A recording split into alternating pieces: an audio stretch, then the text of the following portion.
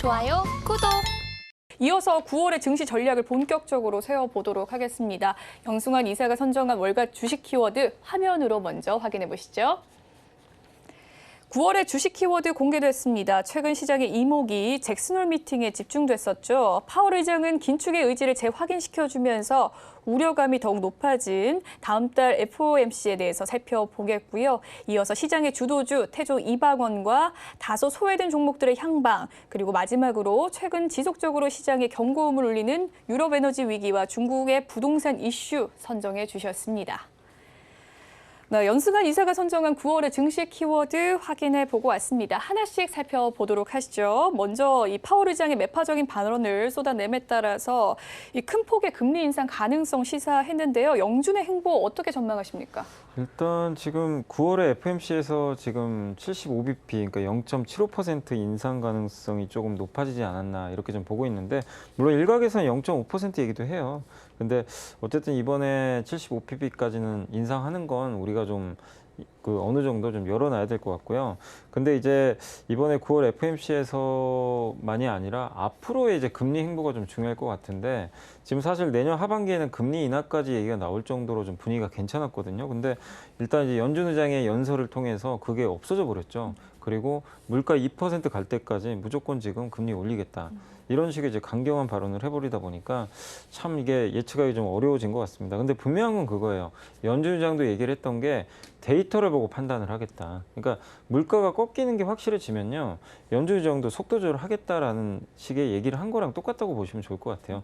근데 이분이 뭐라고 했냐면 한 달 정도 물가 꺾인 거 가지고는 지금 아직은 모르겠다. 더 봐야 된다. 그럼 이제 앞으로 9월, 10월, 11월에 나오는 물가 데이터들이 계속 누적적으로 꺾이는 게 나오면 연준의 긴축 속도는 당연히 꺾일 가능성이 있습니다. 그래서 일단 9월 FOMC까지는 빅스텝, 자이언트 스텝까지는 좀 열어놓으시고, 고물가도 이어집니다. 이어지는데 다만 9월 13일인가요? 제가 날짜는 정확히 기억은 안 나는데 그때쯤에 미국의 소비자 물가 지수가 발표되거든요. 그래서 그게 조금 더 약간 낮게 나온다면은 좀 긴축 이슈가 좀 많이 완화될 수 있기 때문에 사실 9월 중순에 발표될 물가 지수까지 한번 우리가 체크를 해봐야 될 것 같습니다. 네, 9월의 FOMC 매파적인 발언 속에서 50bp에서 75bp까지 열린 상황이고요. 결국에 물가 지표에 따라서 정확한 이 수치가 나타날 것이다라고 말씀을 해주셨습니다. 파월 의장의 정책 좀 조기 완화 가능성을 내비치면서 선을 그었는데요. 인플레가 잡힐 때까지 좀 금리 인상 단행하겠다라는 이야기일 텐데 좀 침체보다는 물가일까요?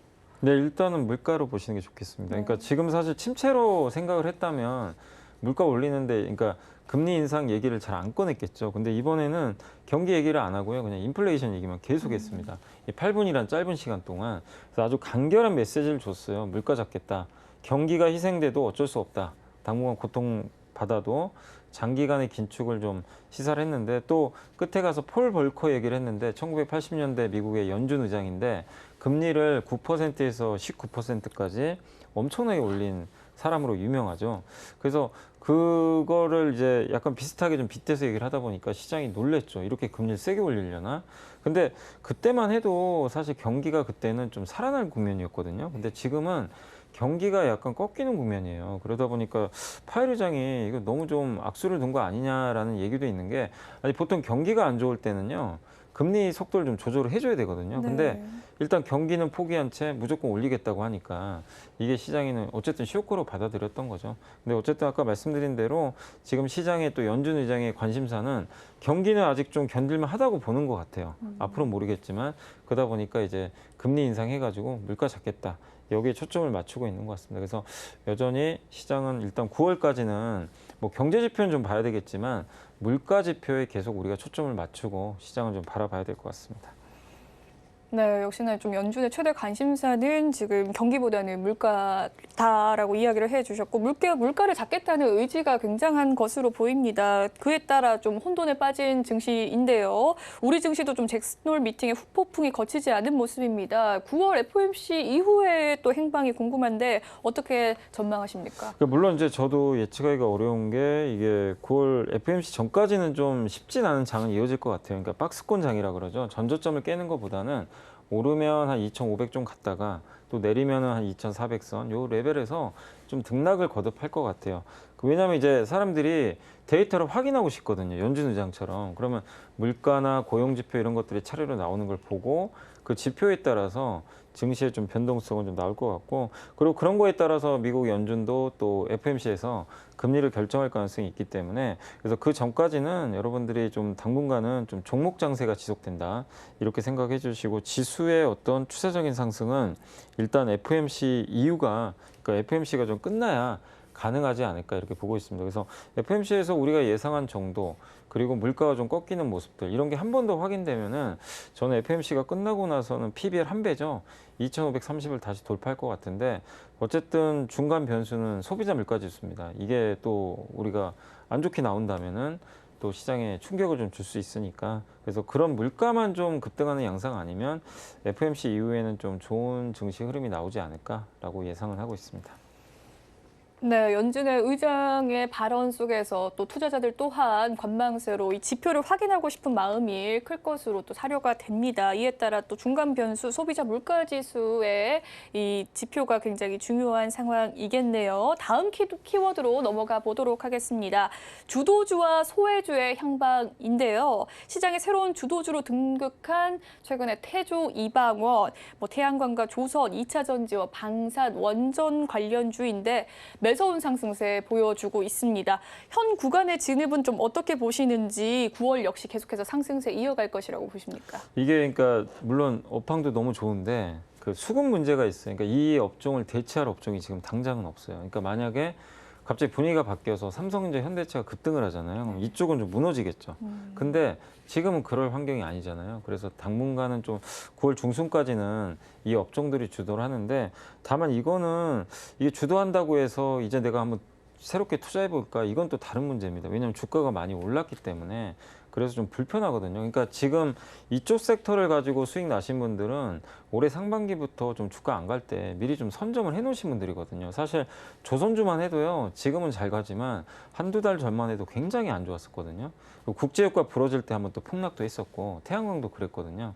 근데 그럴 때 좀 용기 있게 투자하신 분들이 지금은 수익 내는 단계지, 뒤늦게 다 지금 태조, 이방원 얘기하니까 나도 해볼까, 이건 또 너무 늦은 것 같아요. 그래서 투자 관점에서는 적합하지 않다.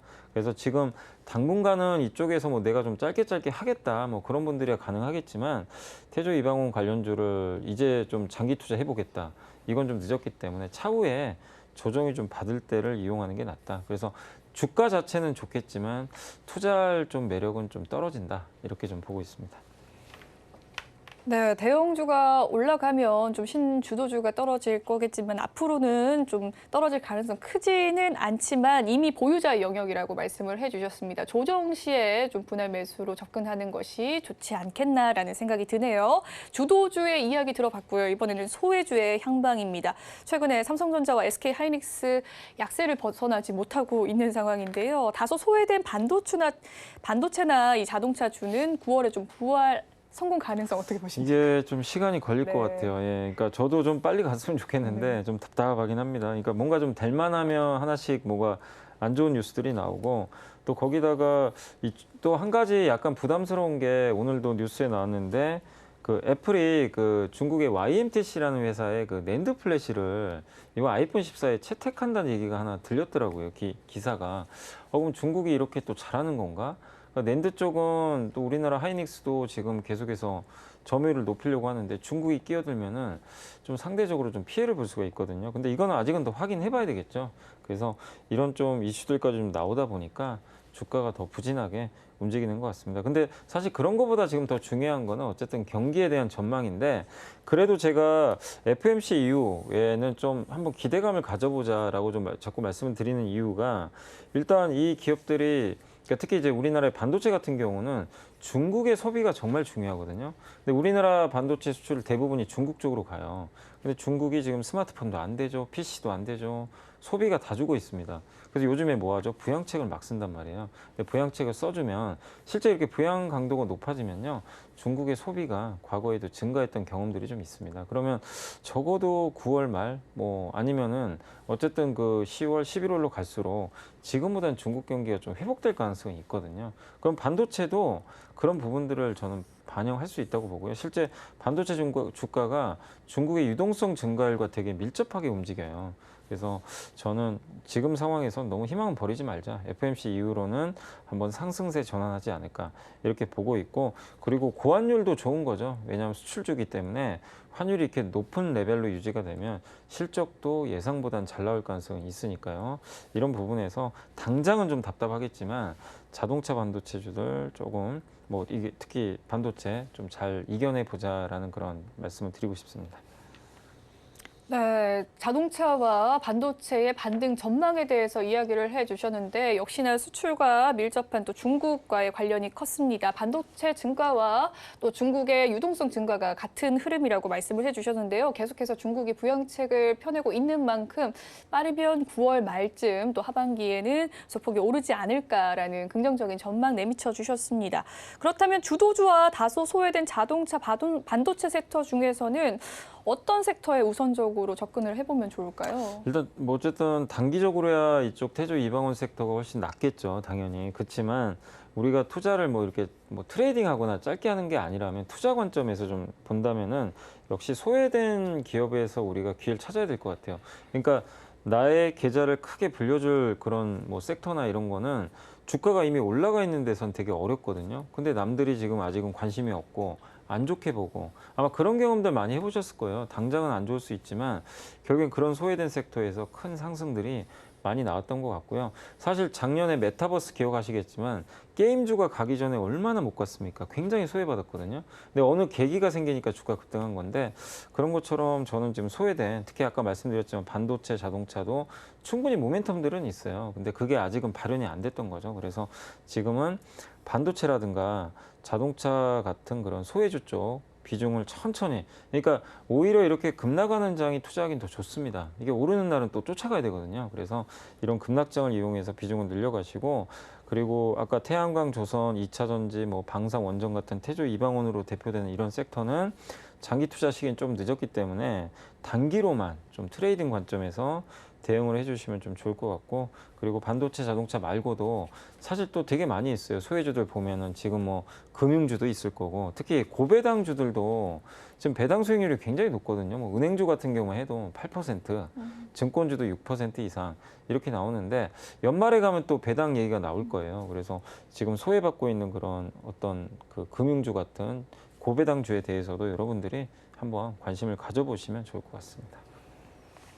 네, 최근 신주도주로 이끌고 있는 태조 이방원과 관련된 투자 전략으로서는 또 장기적인 트레이딩 관점에서 바라봐 주시길 권유해 주셨고요. 또 자동차와 반도체 굉장히 소외주로서 현재 약세 흐름 보여주고 있는데 중장기적인 투자 관점 제시해 주셨습니다. 급락장을 이용해서 분할 매수의 관점 제시해 주셨고요.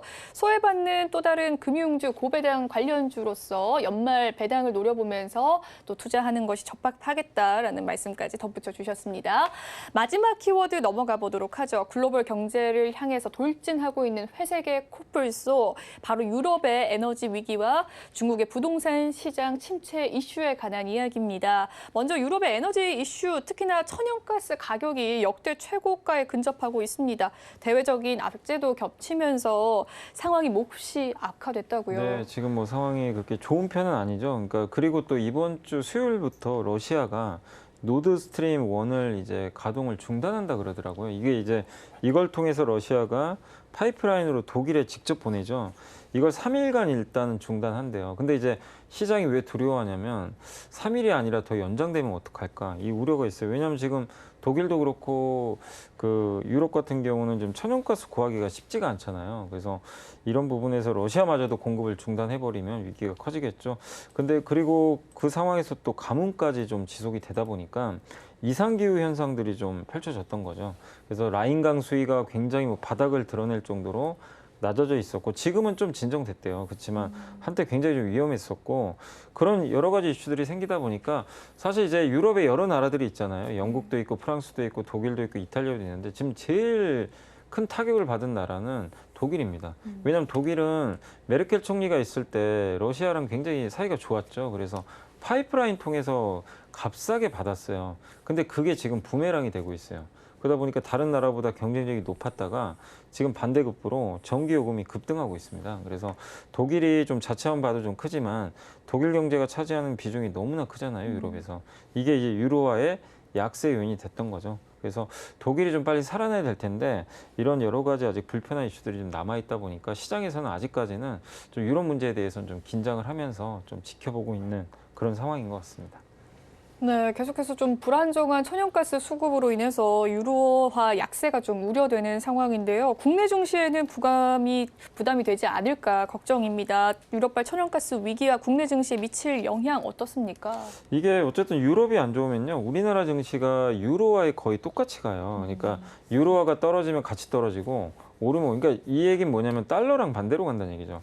유로가 꺾였다는 거는 달러가 강하다는 얘기니까. 그래서 달러가 오르면 당연히 외국인들은 주식을 팔거든요. 근데 이번엔 좀 예외였죠. 아까 설명드렸지만 희한하게 이번에는 어쨌든 외국인들이 주식을 많이 샀지만 달러가 계속 강하면은 외국인들이 사는데도 한계가 있습니다. 그래서 유로화가 강해져야 되는데 이런 에너지 문제, 특히 아까 말씀드린 독일의 문제는 유로화의 가치를 떨어뜨리는 요인이고, 유로화가 떨어지는 건 왜냐하면 경기가 안 좋아지니까 그 나라 통화 가치가 떨어지잖아요. 그래서 유로화의 문제가 좀 생길 수 있다 보니까 그래서 조금 그런 부분들이 좀 리스크 요인인데, 어쨌든 이제 한 가지 또 변수는 유로화가 강해지려면 유럽 경기가 좋아지는 게 물론 제일 좋지만 유럽이 아마 금리 인상 속도를 좀 높일 수도 있어요. 유럽의 물가 지표도 지금 너무 높은데 유럽의 지금 기준금리가 0.5%밖에 안 됩니다. 그러면은 유럽이 어느 정도 미국과 같은 스탠스를 좀 긴축적으로 맞춰주면 이게 유로화가 또 강세로 바뀔 요인은 좀 생기거든요. 그래서 유럽의 좀 통화정책 회의도 한번 좀 지켜보시면 좋겠고, 그리고 이제 일각에서 이제 진짜 겨울에 난리가 날 거다 이런 얘기들도 있지만 너무 그렇게 비관적으로 볼 필요는 없다고 생각을 하는 이유가 뭐냐면, 일단 지금 유럽의 천연가스 재고가 최근 10년 평균치 있죠. 이거보다는 높아요. 근데 이 악조건에서도 많이 확보를 해놨어요. 그리고 노르웨이라든가 아니면 LNG, 그러니까 미국에서 LNG 수입을 지금 어쨌든 많이 하고 있습니다. 그러니까 유럽도 지금 위험한 걸 알아요. 그래서 뭐 지금 15% 천연가스 사용 줄이기 운동도 하고 있고, 이 수요, 그러니까 어쨌든 재고를 많이 확충하고 있거든요. 그래서 이런 것들이 좀 더 통하면 유럽의 천연가스 문제도 좀 완화될 수 있으니까 어쨌든 극도로 좀 비관적인 생각보다는 유럽의 어떤 이제 이런 부분들을 좀 체크하시면서 좀 긍정적인 방향으로 나아가길 좀 기대를 해봐야 될 것 같습니다. 네, 유럽의 천연가스에 좀 위기가 가중되면서 그에 따른 증시의 타격에 대해서 살펴봤습니다. 다음으로는 중국에 대한 이야기인데요. 중국의 부동산 침체 이슈 역시 국내 증시에 미칠 파장을 좀 다각도로 점검을 해보도록 하겠습니다.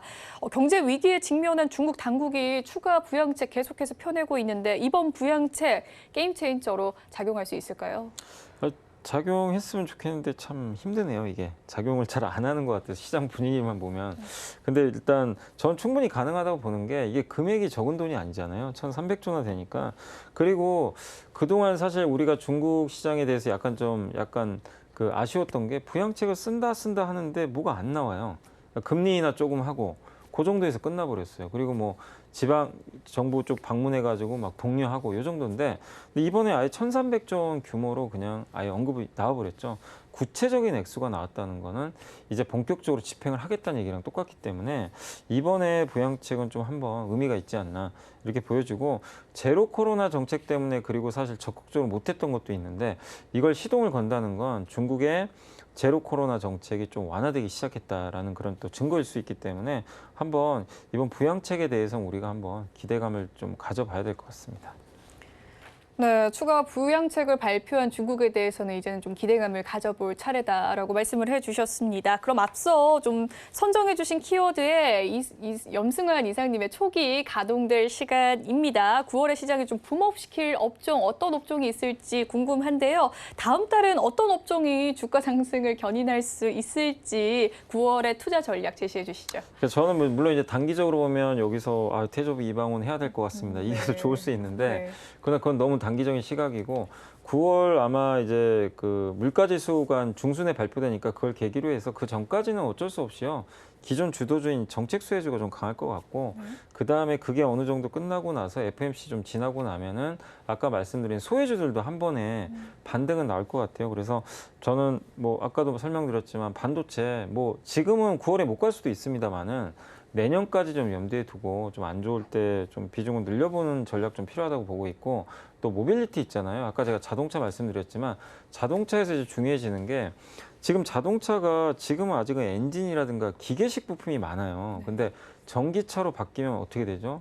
이 전장 부품이라고 그러죠. 이 전자식 부품들이 많이 들어가게 됩니다. 완전히 바뀌게 돼요. 거기에 자율주행까지 이제 나오게 되거든요. 그러면 이제 전장 부품 시대가 열릴 가능성이 높습니다. 이미 배터리는 이미 어느 정도 완성화되고 있는데 그 다음 타자가 이제 이런 그 전장 부품 쪽이 좀 되지 않을까. 그래서 그런 기업들 한번 잘 찾아보시면 좋겠고 그 다음에 요즘에 참 바이오도 너무 힘든데 저도 참 바이오는 어렵습니다. 어떤 특정 기업을 거론하기가 너무 힘든 게 갑자기 또 임상 실패할 수도 있잖아요. 그렇지만 바이오도 좀 관심을 한번 가져보시면 좋겠다고 말씀드리는 게 일단 9월에 한 3개 정도의 학회가 있대요. 그리고 이제 그 유럽의 종횡학회가 가장 유명한데 그게 이제 다음 주부터 또 열리게 되고 우리나라 기업들이 많이 가는데 한국 기업들한테도 좀 기회가 있다고 저는 생각을 하는 이유 중에 하나가 이번에 인플레이션 감축 법안의 그 재원 마련에 뭐가 들어가 있냐면 약가 인하예요.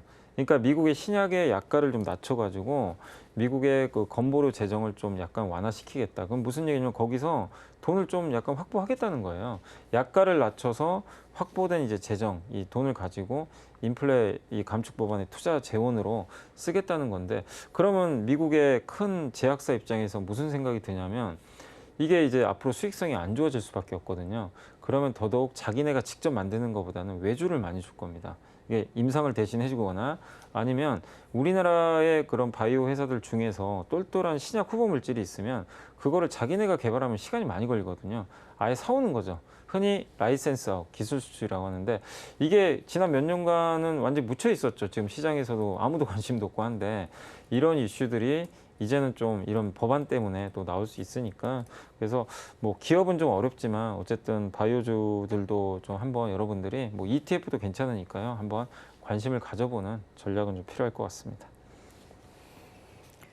네, 이 9월에 있을 역시나 좀 중반에 소비자 물가 지표를 기준으로 좀 전후가 나누어진다고 네. 보면 좋을까요? 네, 맞습니다. 네. 그러니까 그게 이제 물가 지표가 한 번만 더 꺾여주면요. 연준 의장 뭐라고 했냐면은 물가 한 달 그거 꺾인 거 가지고 어떻게 알겠냐. 근데 한 번 더 빠지면 2달째거든요. 네. 그리고 10월로 가면 또 석 달째가 되니까 점점 물가가 좀 완화되는 게 보이면 연준 의장의 발언 강도도 약해질 수가 있어요. 그러면 시장의 색깔이 좀 바뀌거든요.